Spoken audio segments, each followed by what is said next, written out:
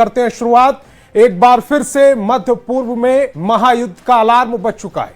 America के राष्ट्रपति Donald Trump ने ईरान पर इकोनॉमिक डी-डे का ऐलान किया है, जो तेहरान ने इसे सीधा आर्थिक आतंकवाद करार दिया है। उधर पेंटागन ने रिकॉर्ड 2.25 लाख करोड़ का नया मिसाइल प्लान चालू कर दिया।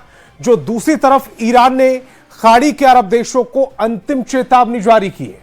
हमारी नजरों से कुछ भी छिपा नहीं है। देखिए हार्मूज से लेकर वॉशिंगटन तक की सबसे भयानक वॉर रिपोर्ट।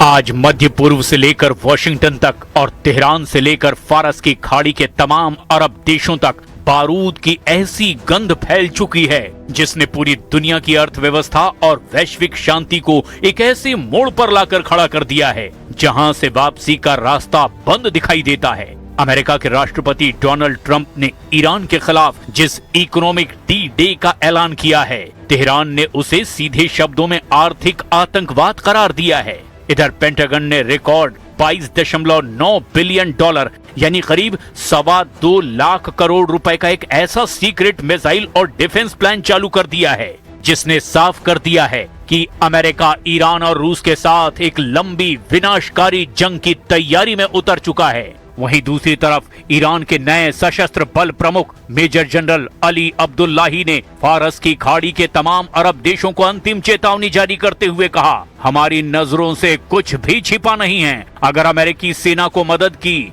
तो अंजाम सीधा युद्ध होगा।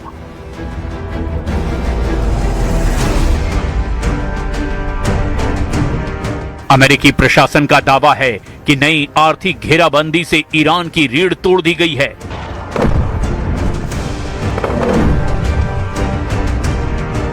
और उसकी अर्थव्यवस्था कुछ ही हफ्तों में घुटनों पर आ जाएगी।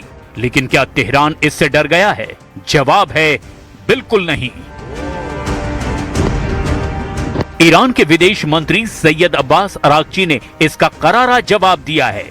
अरागची ने न्यूयॉर्क टाइम्स और राइटर्स के अंतर्राष्ट्रीय रिपोर्ट्स का हवाला देते हुए ट्रंप प्रशासन को आईना दिखाया है। अरागची ने कहा, ट्रंप का ये तथाकथित इकोनॉमिक डी-डे अमेरिका के अपने घरेलू संकट से दुनिया का ध्यान भटकाने का एक नाकाम प्रयास है। ईरानी विदेश मंत्री ने साफ शब्दों में कहा, अमेरिका का ये आर्थिक आतंकवाद पूरी दुनिया की संप्रभुता और वैश्विक अर्थव्यवस्था के लिए खतरा है। नाकाम नीतियों पर और ज्यादा जोर देने से अमेरिका को सिर्फ और सिर्फ हार ही मिलेगी।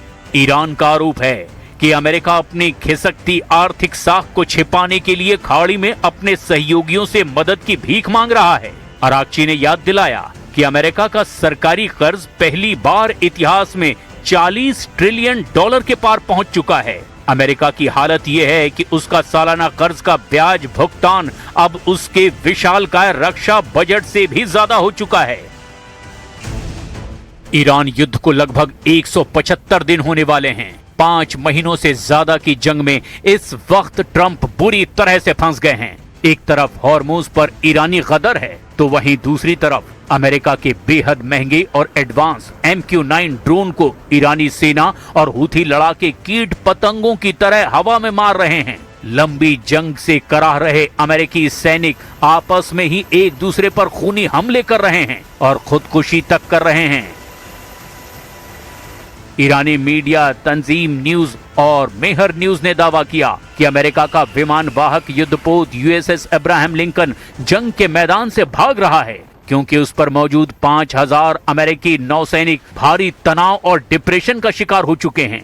फारस की खाड़ी और हॉर्मूज में इस वक्त 21वीं सदी का सबसे भीषण सैन्य दलदल बन चुका है। कूटनीतिक गलियारों में एक ही चर्चा है, हॉर्मूज के ट्रैप में डोनाल्ड ट्रंप का प्रशासन पूरी तरह से उलझ गया है। ईरान के रणनीतिकारों ने साफ कर दिया है कि ये कोई 2-4 दिन की झड़प नहीं बल्कि एक लंबी थका देने वाली जंग है। खुफिया रिपोर्ट्स और ईरानी सैन्य कमान के बयानों का दावा है कि तेहरान ने 2029 तक युद्ध जारी रखने की तैयारी कर रखी है। ईरान का मानना है कि हॉर्मुज से दुनिया के 20% कच्चे तेल का रास्ता रोककर वो अमेरिकी अर्थव्यवस्था और वॉशिंगटन के सैन्य दबदबे को धीरे धीरे घुटने पर ले आएगा। कुल मिलाकर ईरान युद्ध ट्रंप के लिए कोड़ में खाज बन चुका है, जहां सिर्फ और सिर्फ अमेरिका को भारी नुकसान हो रहा है।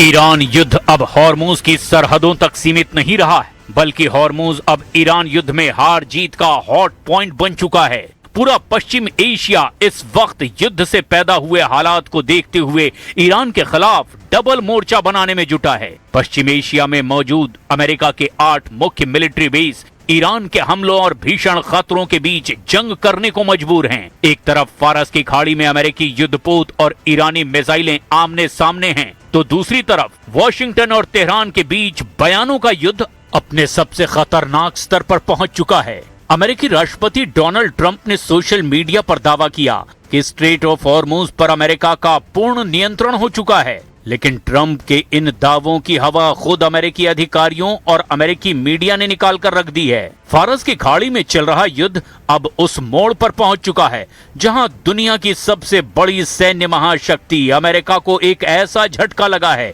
जिसकी कल्पना पेंटागन के रणनीतिकारों को भी नहीं थी। अमेरिकी वायुसेना का सबसे भरोसेमंद, सबसे अत्याधुनिक और घातक हथियार MQ-9 रिपर ड्रोन ईरान के आसमान और हॉर्मुज की हवाओं में तबाही का शिकार हो रहा है।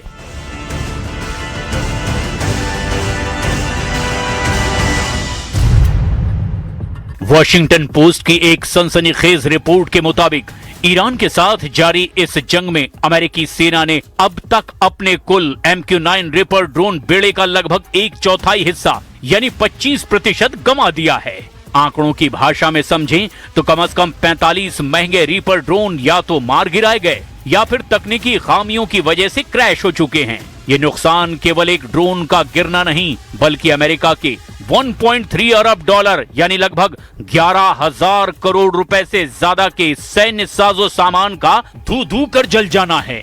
युद्ध शुरू होने से पहले अमेरिकी वायुसेना के पास करीब 165 और अमेरिकी मरीन कॉर्प्स के पास 20 रिपर ड्रोन सक्रिय सेवा में थे, लेकिन इस जंग की आग इतनी भीषण रही कि महज कुछ महीनों के भीतर ही अमेरिकी एयरफोर्स की फ्लीट घटकर मात्र 135 के आसपास रह गई। पेंटागन के लेफ्टिनेंट जनरल डेविड टैबर ने अमेरिकी सीनेट में अपनी गवाही के दौरान इस भारी नुकसान पर गहरी चिंता जाहिर की, लेकिन सवाल ये उठता है कि दुनिया का सबसे हाईटेक माना जाने वाला ये हंटर किलर ड्रोन इतना आसानी से निशाना कैसे बन गया। पहली वजह है उड़ान की गति और ऊंचाई। MQ-9 रिपर एक प्रोपेलर चालित ड्रोन है। ये बहुत तेज गति से नहीं उड़ता और जासूसी के लिए इसे अक्सर कम ऊंचाई पर मंडराना पड़ता है। ईरान के पास मौजूद अत्याधुनिक सरफेस टू एयर मिसाइल यानी SAM डिफेंस सिस्टम और इलेक्ट्रॉनिक वॉरफेयर यूनिट्स के सामने ये धीमी गति का ड्रोन एक सॉफ्ट टारगेट यानी आसान शिकार साबित हुआ। दूसरी वजह है संचार का टूटना। अधिकारियों के मुताबिक सभी 45 ड्रोन मिसाइलों से नहीं गिराए गए। ईरानी सेना के उन्नत इलेक्ट्रॉनिक जैमर्स ने अमेरिकी ऑपरेटर्स और ड्रोनों के बीच सैटेलाइट लिंक को काट दिया, जिससे कई ड्रोन बेकाबू होकर समंदर और रेगिस्तान में क्रैश हो गए। एक तरफ ट्रंप अपने मतदाताओं से विदेश में अंतहीन युद्धों को समाप्त करने का वायदा कर रहे हैं, तो दूसरी तरफ ईरान के साथ ये जंग अब बीतते दिन के साथ साथ ज्यादा खर्चीली होती जा रही है।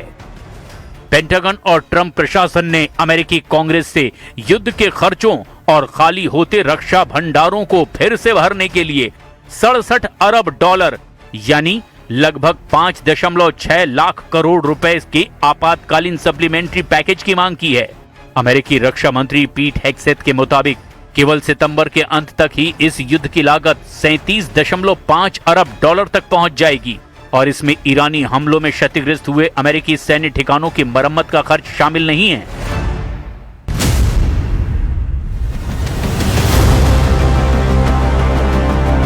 पश्चिम एशिया यानी मिडिल ईस्ट एक ऐसी भयावह आग की चपेट में है जिसकी लपटें अब सिर्फ तेहरान या तेल अवीव तक सीमित नहीं हैं। ईरान ने एक ऐसी धमकी दे दी है जिसने खाड़ी देशों की रातों की नींद हराम कर दी है। तेहरान का संदेश बिल्कुल साफ है, बेहद तीखा है कि अगर ईरान पर हमला हुआ, अगर उसकी तेल और परमाणु ठिकानों को निशाना बनाया गया तो पूरा अरब ही आग में भस्म कर देंगे। गल्फ कंट्रीज यानी सऊदी अरब, संयुक्त अरब अमीरात यानी यूएई, कतर और कुवैत, इन सभी देशों के ऊर्जा केंद्रों पर ईरान के मिसाइलों की सीधी नोक है। दुनिया के सबसे बड़े तेल और गैस ढांचों को तबाह करने की चेतावनी दी जा चुकी है। ईरान के विदेश मंत्री अब्बास अराक्ची ने ओमान, कतर, सऊदी अरब और तुर्की के जरिए अरब देशों को सीधे संदेश भेजा है कि यदि अमेरिका ने ईरान पर नया सैन्य हमला किया तो तेहरान पूरे अरब क्षेत्र की तेल रिफाइनरियों, पावर ग्रिडों और वाटर इंफ्रास्ट्रक्चर को निशाना बनाएगा। और ये केवल एक खोखली धमकी नहीं, बल्कि दुनिया की 20% ऊर्जा आपूर्ति की रीढ़ पर लटका हुआ वो चाकू है जो कटते ही वैश्विक अर्थव्यवस्था को पटरी से उतार सकता है। हालिया रिपोर्ट्स के मुताबिक ईरान ने ओमान और दूसरे मध्यस्थों के जरिए गल्फ देशों को सीधा और सख्त चेतावनी वाला लेटर भेजा है।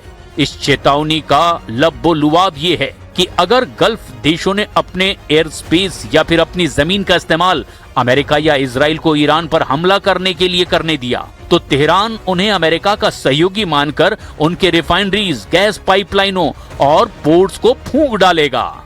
यही वजह है कि रियाद से लेकर अबू धाबी तक भारी खलबली मची हुई है। खाड़ी देश इस युद्ध में न्यूट्रल रहने का दबाव बना रहे हैं और वॉशिंगटन पर लगातार ये जोर दे रहे हैं कि वो तेहरान के खिलाफ ऐसा कोई कदम न उठाए जिससे पूरा मिडिल ईस्ट बारूद के ढेर में तब्दील हो जाए। अब ऐसे हालात में देखना ये होगा ईरान को अमेरिका काबू कैसे कर पाता है। क्या ईरान पर नए आर्थिक प्रतिबंध ईरान को तबाह कर पाएंगे या नहीं, या फिर अरब देशों पर ईरान बड़ा हमला करेगा।